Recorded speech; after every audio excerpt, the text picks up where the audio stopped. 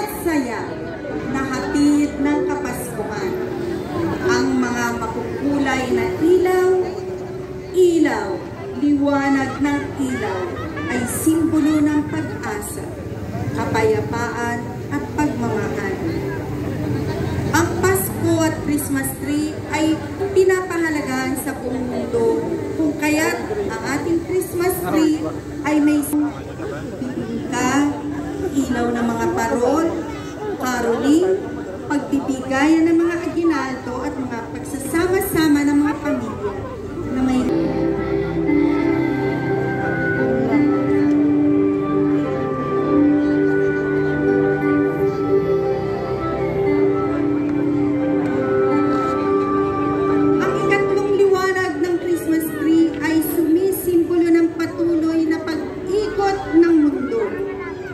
makikita natin, umiikot na ang ating Christmas tree.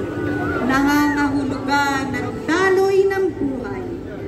Ito'y paalala na ang diwa ng Pasko ay hindi natatapos. Bagkus ay patuloy na tumataloy, nagdadala ng pag-asa at saya. Ang pag-ikot ng Christmas tree ay nagpapakita rin ng pagkakaugnay-ugnay ng buhay ng bawat isa. Pinapaalala nito na ang bawat nilikha ay magkakaugnay at may tungkuling magpahalaga at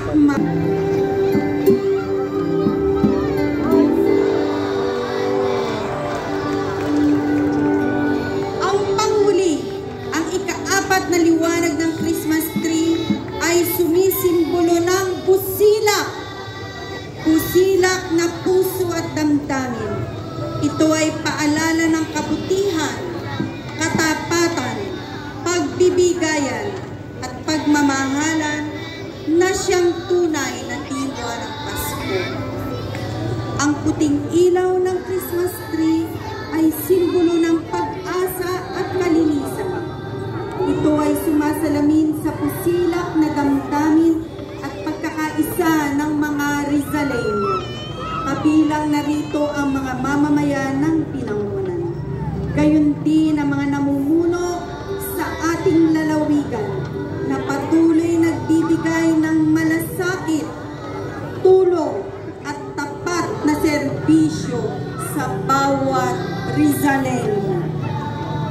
Ang busilak na Christmas tree na ito ay simbolo ng matapat na pagmamahal sa ating kalikasan. Dakilang advokasya ng Yes to Green Program.